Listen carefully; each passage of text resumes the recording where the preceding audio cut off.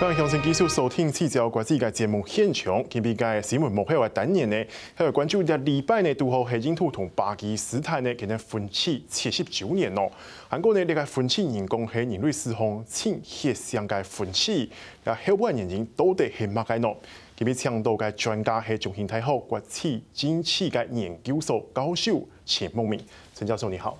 你好，主持人好，各位观众好。老师，那我们一开始的时候呢，我们先看一则这个新闻哦，它是有关于那个印巴分治70周年的新闻。那我们今天先来看一下那个 IBC 啊。1947年，南亚次大陆分治嘅过程，所嚟讲系人类历史上清楚产嘅一页。印度教徒、锡嘅教徒同穆斯林之间标出嘅宗教出身，韩国嘅是冇东西好食，又有欺骗，造成100万人死亡。在英国政府嘅主导下，清查爆出国界线。时代系统印度嘅穆斯林而再到西片新成立嘅国家巴基斯坦，系统巴基斯坦嘅印度教徒、韩国锡嘅教徒而再到印度去，系统新德里80%嘅印度教徒查普斯一出東南強標題，韓做成家鄉家鄉，不過兩國嘅關係按緊張，直至到佢全唔想愛轉家鄉。Life in that village was very good, and you start to miss all that. You start to think about what was it like over there? We start to dream about it. 89歲嘅穆斯林胡天，將時代定後生嘅本洋韓國成員呢，離開一下印度嘅北方邦，去其他嘅國家。天前嘅發包嘅本土有韓國，本嚟其他邊嘅火車，作為其他台嘅巴士，韓國用行嘅。1992年去到巴基斯坦家下，附近嘅麥加朱莫，美墨搶啲嘅水好食。पाकिस्तान को नहीं बनना चाहिए था वो, बल्कि एक दूसरे को सहारा देते थे, कहते थे सब ठीक हो जाएगा, अभी नया नया बना है, सब पानी भी होगा, सब कुछ हो जाएगा, ठीक हो जाएगा, इत्मीनान रखें। 在印度、巴基斯坦及佢嘅靠山民意分治過後，係兩國不發展衝突嘅重要原因。面對也嘅基本主權嘅問題，印度、巴基斯坦相爭嘅3敗，面對嘅鎮壓其實民意普遍認同。印度派去嘅阿賓國按多年來持嘅動動議。可是我们刚刚看到那个 VCR 里面哦，其实他有讲到说，就是在1947年8月14号、15号，巴基斯坦跟印度是分别先后的独立哦。那保守估计说，它的这个迁徙人数啊，因为这个国界划得太仓促，那保守估计它迁徙人数达到1200多万，甚至可能更多。然后呢，因此呢，有50到100万人是在这个过程当中是被屠杀的。老师，我们说这个是一个很血腥的分治哦。那为什么本来说可能本来在英国的殖民统治下，他们是一个可以共处，可能不会有什么大冲突的这个形势，为什么到分治的时候反而会出现这么血腥的问题？然后有人说可能像是兄弟之间反目成仇的感觉。对哈，其实在英国殖民时期啊，印度当时的英属印度啊，它的主要的这个族群就是印度教徒跟穆斯林啊，那到了大概1930年代之后呢，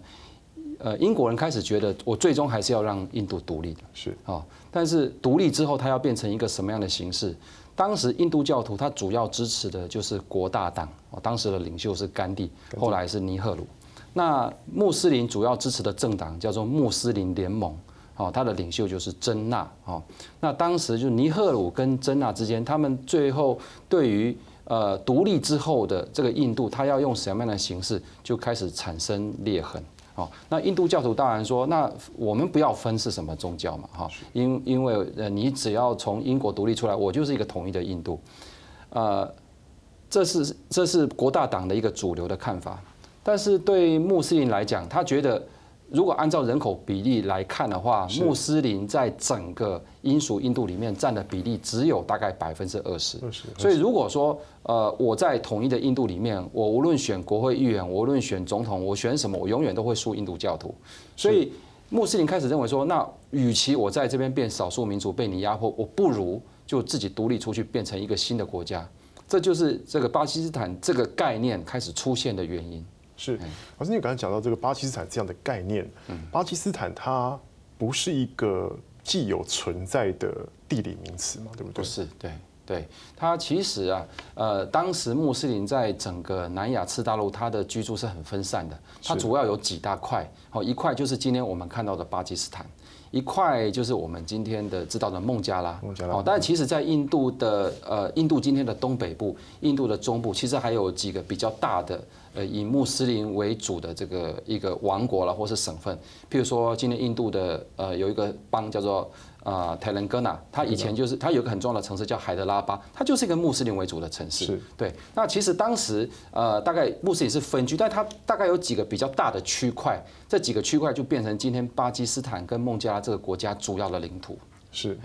所以说它是一个被创造出来的词吗？对，它当然是被创造出来的词啦。因为其实你如果看19世纪的文献，并没有巴基斯坦这个字。那有一个传说哈，那这个传说现在大概也很多人认为它是真的。它事实上是由一群穆斯林学生1920年代在英国读书的时候吃午餐想出来的哈。因为 Paki 在乌都语里面就是纯洁，是啊，那 Stan 就是在乌都语跟波斯文里面是什么之地嘛，所以 Pakistan 就是纯洁的国度或纯洁之地。那今天我们看巴基斯坦，它整个主要的几个省份哈，那 PAKI 刚好是它的字的这个第一个字母，所以刚好它就是很巧妙的，一方面它是穆斯林所期望建立的一个国度的名字，另外也刚好是它主要省份的这个开头字母的结合。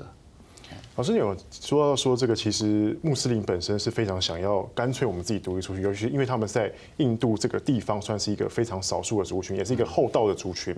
那这样的话，在当时的时空背景下呢，有没有这样的一个可能性是说，他们不分治，而是还是一个统一的印度？有啊，其实当时英国提出的独立方案啊，就是蒙巴顿方案哈，其实就是不分裂。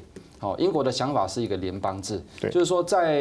一个独立的印度，它应该是分3大区块，就是它的行政区有3大区块，一块就是印度教徒为主的，称作 Hindustan， 我们叫新印度斯坦，对，一块就是由穆斯林为主的巴基斯坦。那另外还有一些原来英国直接统治的省份，3个共同加起来称作3重联邦制。那其实这个制度它最大的一个特点就是它在国会里面，它要求印度教徒跟穆斯林他的席次是要平等的。是。那这个对穆斯林来讲，他愿意接受。因为他的人口占少数，但是他如果能够在国会特别是在上议院，他能够达到50%的席次，对他来讲是有利的。那所以其实反对最利的反而是印度教徒，反而是国大党。国大党这边反对。所以听说那时候甘地有去找尼赫鲁去聊，说是不是我们就给珍娜直接去当统一制？对，1982年英国拍了一部电影叫做《甘地》嘛，那部甘地后来还得奥斯卡最佳影片哈，其实里面就有演到这一段。里面就是说，甘地跟珍娜讲说，如果你们愿意一起我们共同建立印度的话，我让你当总理，那你内阁的阁员全部让你自己选。其实珍娜是很动心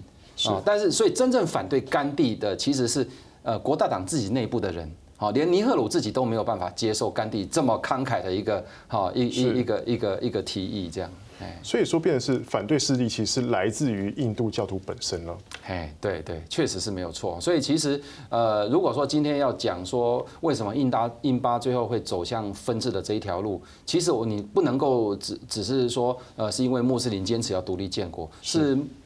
印度教徒国大党这边，他其实也认为继续2个在一起对印度教徒是不利。他也没有办法接受一个就是2个民族都同样住在一起的这种方案，所以说最后才会产生出最后这个所谓的分治的方案哦。分治的方案它其实是很仓促决定的英国其实当时因为2次大战结束之后，他的国力急速的衰败，他自己也有很多的问题。他到最后，他觉得在印度这边，他其实已经也无心再继续统治，他可能也没办法掌控。对，所以他后来就很快的就撤出来。英国撤出的决定其实是很仓促。而且也有些地方是不太负责任他就是那说，既然你们2个吵成这样，那我就离开，让你们自己去解决算了这样。所以其实如果说英国再继续花一点心思的话，也许后来的这种所谓血腥的分治可能不会发生。可是其实英国自己本身对当时在不同的城市之间所出现这种大规模的族群冲突，他已经无力阻止了就是一听到说可能会分家。那这个印度教徒跟穆斯林之间就开始出现一些这种零星的冲突，那这些冲突，它在很多城市就会变成大规模的屠杀，哦，所以这些他的这个血腥的暴乱，它并不是在独立那一刻才开始，它在独立前1、2年就已经出现了。好像在加尔各答啦、孟买都有出现这些的屠杀。老师，那我也查一些资料，他说英国那个时候其实想说如果要弭平整个这个印度的局势，把它稳定下来，需要的投入相当于2战他们投入的兵力这么多，他们可能也没办法去这样子维持当地的治安哦。他说，所以说变成撤侨变成他们的一个唯一选项，甚至前一任总督蒙巴顿前一任总督，甚至把这个行动取名叫做疯人院行动，就好像从一个疯人院撤退出来一样。大概是这样。对，其实英国到最后他其实没有任何的选择了，他就是想办法先撤出。那另外一方面就是好，那既然你要分嘛，那我们就把国界画一画。所以它的国界是在很短的时间内，6个礼拜之内把2国的边界划清楚。老师讲到这个国界啊，就是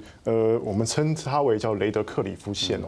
那这条线的划定，其实在历史上其实也是有一个蛮大的争议点在。有人说，我看一些资料，他是说，他是在就在房间里面，一群人就这样子用铅笔直接在图上就直接把这个界限画出来。老师真的有这么夸张吗？实际的状况差不多是这个样子。对，因为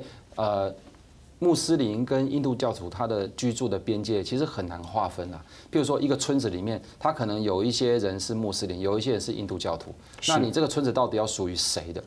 因为其实在这个印巴它的这个边界上面，它有很多民族混居的状况，而且它中间还有除了这2个主要的族群之外，它另外还有锡克教徒。是，锡克教徒他所居住的主要省份是旁遮普，那旁遮普刚好就在印巴的中间。这样，所以旁遮普怎么分？所以真的把旁遮普切为2半，一半就是今天变巴基斯坦的旁遮普省，然后一半变成今天印度的旁遮普邦。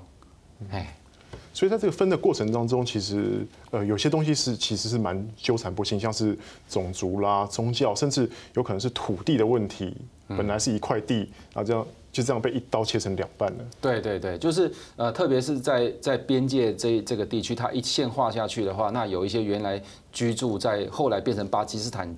国土的印度教徒就被迫要搬走，那居住在后来变成印度这一边的这些穆斯林就被迫要搬到巴基斯坦那边去，所以很多人可能在短短的几个礼拜之内就被通知必须要搬走，那他的土地啊、他的财产什么都带不走，那就形成一个大规模的1200多万的人口迁徙嘛。那这迁徙的时候就想说，你可能一辈子的心血就泡汤了哈，你本来开的店、你本来的田产都没有了哈，那所以这个就心里就有心生怨恨，那这种报复、屠杀的这些事情就出现了。其实后来印度跟巴基斯坦都拍了一些这方面的电影哈，有一些其实很恐怖。当时就是说，可能有一整列的火车，载送难民要从印度送到巴基斯坦，结果等到这个火车抵达巴基斯坦的时候呢，这火车上的人都已经被杀光了。就印度教徒报复，就把火车上的人都杀光。可是等到火车开到巴基斯坦的时候，这个满车全部都是尸体。这种在历史上还真的发生过。所以它不只是一个电影的情节，它是真的发生过。后来变成小说，又变成电影。是。可是我们看到说，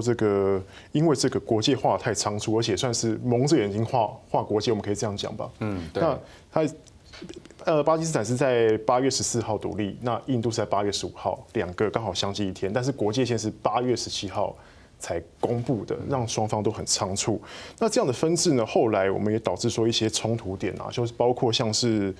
印巴战争，也是可能跟这个国界划不清楚，可能会有关系。然后包括了甘地当时对于这个穆斯林的一些包容跟退让，导致甘地被刺杀，然后因为大量的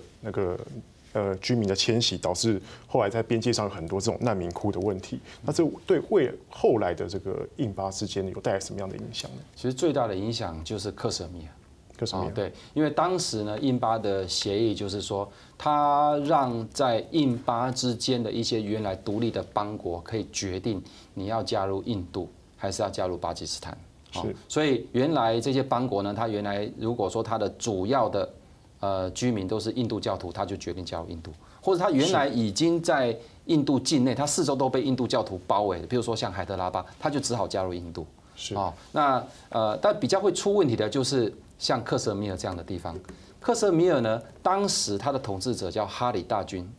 那他呢本身是希望加入印度，可是，在克什米尔境内绝大部分的居民都是穆斯林，70%。对，所以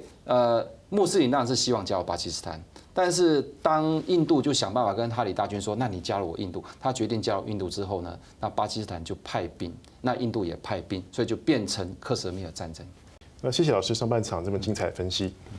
那成比上半场的内容下半场呢继续来看印巴分析了后呢，跟相互之间的竞争，还有未来对市口的影响。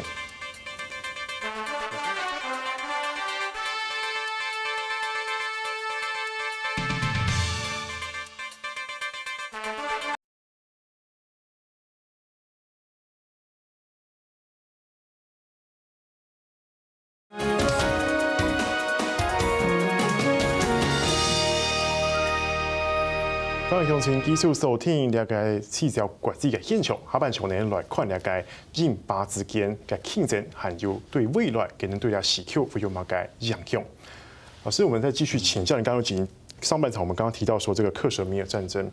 印巴之间的3次的战争，大规模战争有2次都是为了克什米尔。那主要是因为当地的人口结构的问题吗？还是说一些其他的因素造成这个地方是2国就是必须要去必争之地？对，那当然从人口结构来讲哈，克什米尔它其实不是只有穆斯林，它其实也有印度教徒，也有佛教徒，就藏传佛教哦。对，那2个国家为什么会争这一块呢？一个是它的战略位置。它的地势高哦，它这个刚好在喜马拉雅山脉的西侧哈，对，所以当这个印度跟巴基斯坦独立的时候，都认为说克什米尔这一块它是势在必得，所以后来在1947年独立之后，大概2个月马上就打。好，那打到1948年的1月停战啊。那打完之后呢，印度大概占了3/5的克什米尔，也包含东边那一块就是藏传佛教，就是拉达克啊。那巴基斯坦就占了西边的大概2/5，中间有一条就是控制线啊 ，line of control 啊，那一条线一直维持到现在，也70年了，对，也刚好70年，也刚好70年，对。可是我们看到这个克什米尔最近其实好像也有发生一点零星的冲突。这70年来，这双方除了这2次战争之外，是不是还其实大小冲突不断？对，克什米尔其实因为特别是在印控克什米尔这一块哈，你看到很多的冲突都是在印控这一块。是。那印控这一块克什米尔，它主要的居民也是穆斯林。那印度政府其实他觉得他给印控克什米尔很多的优惠，不用缴税啦，给你很多建设啦，那可是，在里面的穆斯林都觉得他一直受到印度教徒的歧视，所以其实每次一有这种很小很零星的一些族群冲突，他在克什米尔就很容易演变成大的暴乱。那暴乱，那政府可能就派军队进去维持秩序，那就宵禁，它变成一种恶性循环。那印度人印度政府都说，这里所有在克什米尔出现的这些反政府的暴动它背后都是巴基斯坦在指使。其实这个指控有它的理由啦，因为巴基斯坦觉得说，你不让我的人民跟我统一那我当然就要训练游击队了，我当然就要想办法给他很多资源啊。对，所以在印控这边的问题，其实它背后2国政府它都有一些在后面的这个角色。老师，我们看到前一阵子在这个印度国庆上面独立日上面这个莫迪就说我们要用爱去拥抱克什米尔，但是巴基斯坦似乎不是这样想，他认为说你印度是有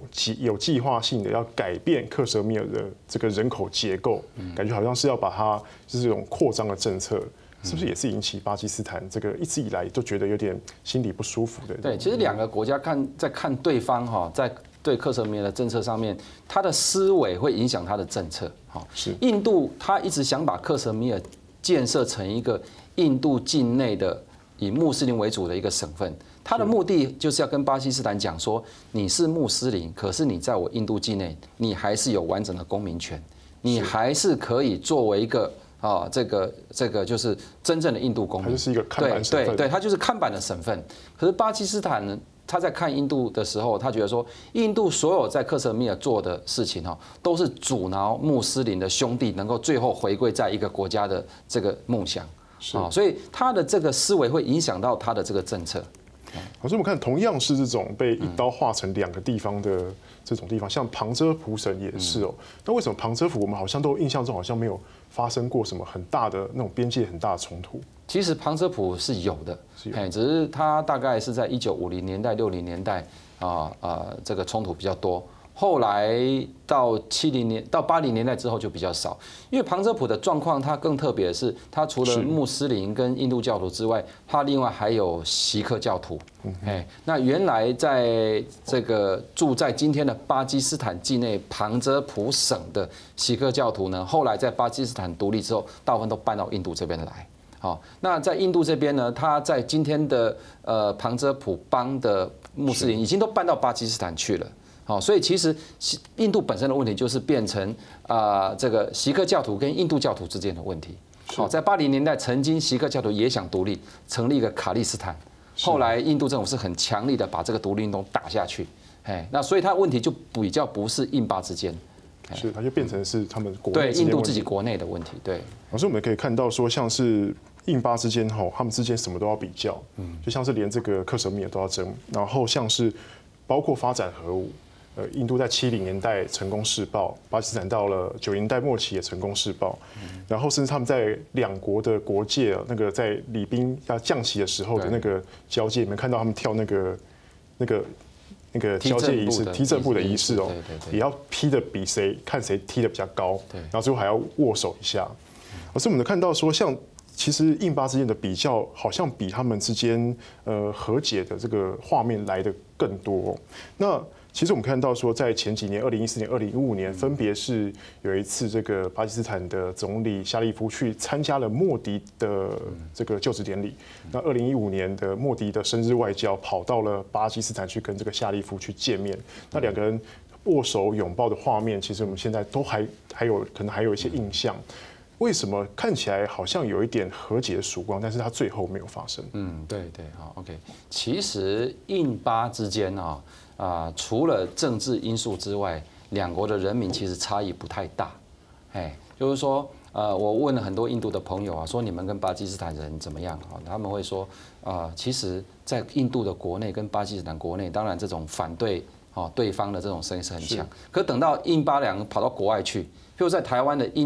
印度餐厅很多都是巴基斯坦人开的，那印度人还跑去吃，还可以当朋友。就是说他们其实这种差异不太大。那因为历史上发生这3次战争，就是1947年、1965年跟1971年这3次战争，那打到已经有一些这个仇恨是根深蒂固的。那往后呢，其实2国的领导人都有多次的尝试，希望能够和解，但是他有一些最根本的问题没办法解决，克什米尔问题没办法解决。所以即使是莫迪也尝试着要跟夏利夫和解，那夏利夫跟他之前的穆夏拉夫这些都其实曾经跟印度说，那我们是不是来合作？但是这些都没有太大的效果。2国除了政府领导人之间尝试和解之外，其实他的民间是有交流的。你要在印度你要坐80个火车，你要坐到巴基斯坦是有直通的有直通，只是常常会断掉。双方关系紧张就把它断掉，然后2国还会合拍电影，然后2国的板球明星也会一起比赛，互相交流。对，那所以其实民间也有一些这个就是想要促进2国和解的这种团体只是效果不大。效果不大，因为你假设印度一发生恐怖攻击，就说是巴基斯坦做的，好，那克什米尔一出现什么问题，巴基斯坦就说你印度教徒在迫害我的穆斯林兄弟，所以这些暴乱只要一直出现印巴是不可能真正的和解。是，而是我们看到其实印巴分治这个过程当中，有一些人当然主张非暴力要和平啦，像看到甘地还是一个很印度的代表，然后巴基斯坦的帕夏汗，这个后来被遗忘在整个历史洪流当中。当然有这种和解的声音，为什么最后反而被凸显出来的，反而是这种国族主义，甚至是这种极端的这种比较极端的宗教？主要就是因为打了仗了嘛，你打完仗之后，这个已经譬如说对巴基斯坦来讲，可能有很多的穆斯林的兄弟很多家庭到最后都在战争中受到损害。那你在这个情况下，你这个政府还要跟印度讲说，那我要跟你拥抱和解，其实会很困难。印度这一方其实也有很多对巴基斯坦的抱怨。那这一类的问题，它其实并不能够说因为时间的这个发展而慢慢的消弭，它可能还要更长的时间啦。对。老师，那最后的一点时间，我们来再看一下，就是说这个中国跟印度之间的一点最近在洞朗之间发生这个冲突。对。然后呢，莫迪在国际上说，在他们的独立日上说，就是印度有能力阻挡任何就是外来的力量。然后就发现说，巴基斯坦就说你干脆撤兵吧，你根本打不过中国。那在巴基斯坦的这个独立日呢？中国是派了这个汪洋的一团人代表团去到那边去做庆贺，反而没有到印度这边来。然后后来我们看到说，现在有传闻说这个印度跟俄罗斯在10月要进行军演。那这样的南亚之间这个大国之间的微妙互动，可能会为当地带来会有什么样的影响呢？会啊，这个因为其实中印之间的领土冲突又是另外一个问题它也是从印度独立之后到现在都没有解决那当然这几年呢，印度因为它的这个国力慢慢上来了，对，那他们对自己也越来越有信心，所以跟过去几次的边界对峙不一样的地方在于说，印度他这一次说那我就不退了。印度认定中国事实上是违反他的条约，对但中国认为是印度违反条约。那你这两国之间本身都有自己的立场嘛，只是说最大的不同是两国现在都很强硬。那从这个中印之间本来就有问题，但是把巴基斯坦这个因素加起来就很有意思了因为巴基斯坦是印度的敌人，所以从1960年代之后呢，中国就有意的支持巴基斯坦。扶植巴基斯坦，那也是用这样的方式来在印度的这个背后那扶植一个可以牵制印度的一个对手这样。那这种方式呢，其实就发展出今天我们所看到的中巴关系。谢谢老师今天这么详细的分析。若是今日嘅節目嘅內容未落嚟，睇時間收看，再會。